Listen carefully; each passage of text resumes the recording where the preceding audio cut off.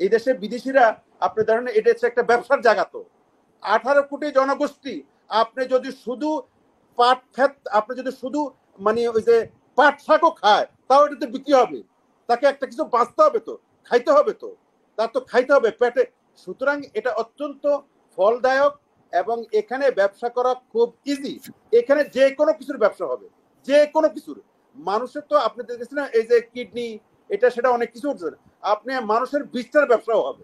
এভাবে ব্যাংকের ছাতার মতো আপনি লাইসেন্স করে দিলেন তাদেরকে, মানুষের টাকা তছরূপ করার জন্য, তহবিল তছরূপ করার জন্য। মানুষের টাকা 10 টাকা আদায় করবেন, 5 টাকা নিজের পকেটে ঢুকাবেন, আর 5 টাকা মানুষের জন্য খরচ করবেন। এসব ফাইজলামি, জালিয়াতি, এগুলোর সাথে সরকারের এক ধরনের ইনডাইরেক্ট যোগাযোগ আছে। ডাল ভাত এবং তাদেরকে মাছে ভাতে আপনি বাঁচাই রাখা এবং তাদের শিক্ষার ব্যবস্থা করা, স্বাস্থ্যের ব্যবস্থা করা, এটাই যথেষ্ট। আপনি এখানে ওই যে সিঙ্গাপুর, সুইজারল্যান্ডের স্বপ্ন দেখার কোনো দরকার নেই। আমরা কখনো সুইজারল্যান্ড হইতে পারবো না, দরকার নেই আমাদের সুইজারল্যান্ড হওয়া। কখনো সিঙ্গাপুর হইতে পারে না, দরকার নেই।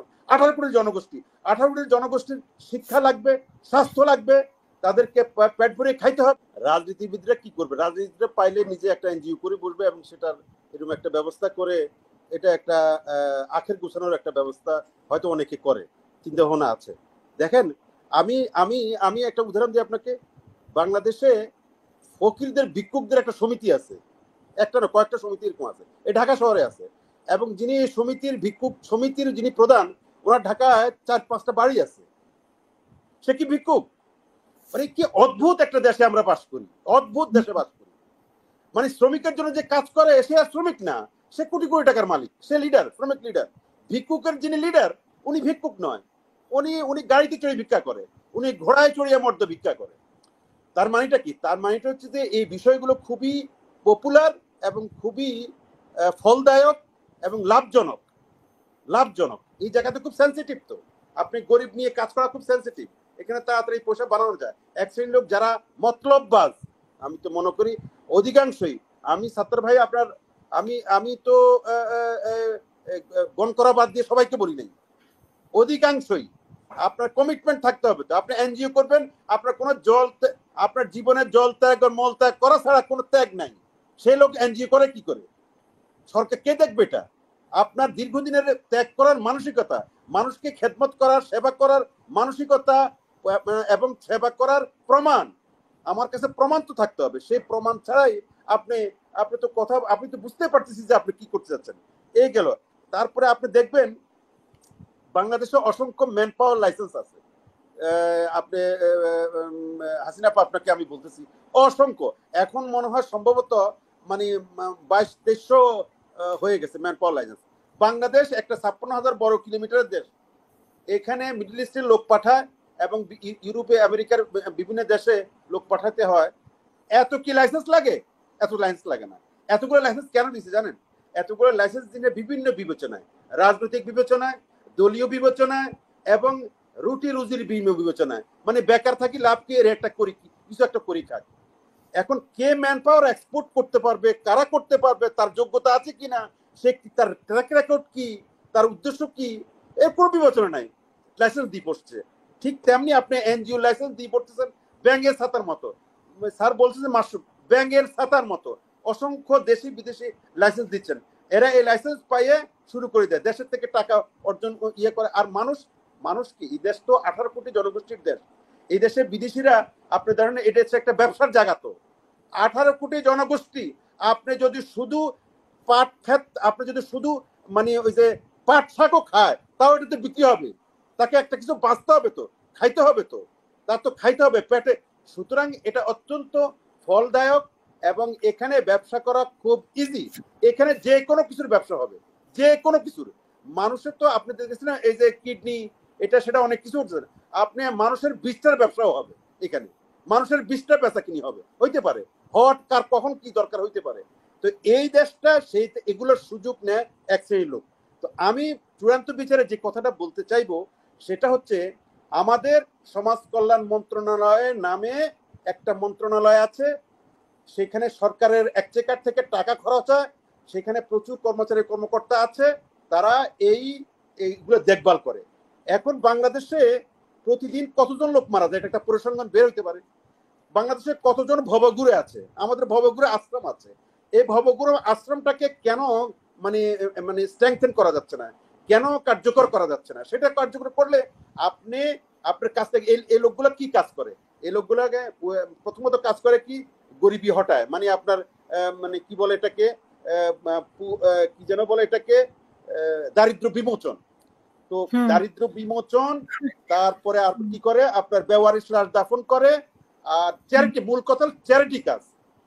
চ্যারিটি কাজ আপনি সরকারের সমাজ কল্যাণ মন্ত্রণালয়, ওটা চ্যারিটি, সমাজ কল্যাণ মন্ত্রণালয় আলাদাভাবে মন্ত্রণালয় করার উদ্দেশ্য সেটা চ্যারিটি। সেটাকে যদি স্ট্রেংথেন করা যায়, এই লোকগুলোর থেকে আপনার আপনার যারা এই বিভিন্ন ফান্ড কালেকশন করে বিভিন্ন জায়গা থেকে, বিভিন্ন ডোনার কাছ থেকে, দেশি বিদেশি, সেই মন্ত্রণালয় সেটা সেই কাজটা চমৎকার ভাবে করতে পারে। বা এসব এনজিও যারা নাম করা এনজিও, দুই চারটা এনজিওর সাহায্য নিতে পারে, তাদের সহযোগিতা নিতে পারবে। কিন্তু এইভাবে ব্যাংকের ছাতার মতো আপনি লাইসেন্স করে দিলেন তাদেরকে, মানুষের টাকা তছরূপ করার জন্য, তহবিল তছরূপ করার জন্য মানুষের টাকা 10 টাকা আদায় করবেন, 5 টাকা নিজের পকেটে ঢুকাবেন, আর 5 টাকা মানুষের জন্য খরচ করবেন। এসব ফাইজলামি, জালিয়াতি, এগুলোর সাথে সরকারের এক ধরনের ইনডাইরেক্ট যোগাযোগ আছে। সরকারের লাভ না, সরকার দায়িত্ব এড়াইতে চাচ্ছে। এগুলো প্রধান দায়িত্ব সরকারের। মানুষকে আপনি করিমুল্লাহ স্যার আপনারা জানেন বা জানেন, বিদেশে বা এমনকি আমি দেখছি বিদেশে আপনার যারা মারা যায় সাথে সাথে সরকারি দপ্তরে ইয়া দিতে হয়, রিপোর্ট করতে হয়। আপনার একজন রাস্তায় একজন বেওয়ারিশ লোক মারা গেল বা কিছু হলো, এটা দায়িত্ব হচ্ছে খুঁজি সমাজ কল্যাণ মন্ত্রণালয় তার খোঁজ নেওয়া, নিয়ে তাকে কোথায় পুনর্বাসন করবে, তার সৎকার করবে, তাকে দাফন করবে। দাফন কাপড় এখানে কত টাকা খরচ হতে পারে আমি তো খুব একটা বেশি কিছু দেখি না। এগুলোর জন্য আলাদা মন্ত্রণালয়, আলাদা ব্যক্তি, আলাদা প্রতিষ্ঠান যারা টাকা উঠাবে আর এটা করবে। এটা এখানে আঞ্জুমানে মফিদুল ইসলামে যথেষ্ট আমি মনে করি। বেওয়ারিশ লাশ দাফন করার ক্ষেত্রে আঞ্জুমানে মফিদুল ইসলাম ইজ দি মানে এনাফ। তা এর চেয়ে তাকে যদি আপনি গাইড করা যায় সমাজ কল্যাণ মন্ত্রণালয়, তাকে সাহায্য করার জন্য আরো কিছু হইতে পারে, শাখা হইতে পারে। কিন্তু এরকম ব্যাঙ্গাসাতার মতো আপনি রাস্তাঘাটে ভবগুরুদেরকে ধরে নিয়ে পুনর্বাসনের নামে মানুষের কাছ থেকে টাকা নেবেন, ভিডিও করবেন, সেই ভিডিও মানুষকে দেখাবেন। দেশে বিদেশে আমাদের প্রচুর সংখ্যক লোক আপনার বিদেশে থাকে, বিদেশে যারা থাকে তাদের মন নরম থাকে, তারা এই ভিডিওগুলো দেখে ঠিক আছে টাকা পাঠায়। তারা জানে যে টাকার কিছু তছরূপ হবে, কিছু মানে এদিক সেদিক হবে, তারপরে তারা টাকা পাঠায়। কারণ কি, কেন পাঠায়? তারা সরকারের উপর আস্থাশীল নয়। আপনার জাকাত ফান্ডের টাকাটা কেন সরকার আদায় করতে পারছে না, কেন এটা পপুলার হচ্ছে না? শুধু এরশাদ সাহেবের আমলে মনে আছে পল্লীবন্ধু হোসেন মোহাম্মদ এরশাদ জাকাত ফান্ড হয়েছিল, সেই জাকাত ফান্ডের কোনো খবর নাই।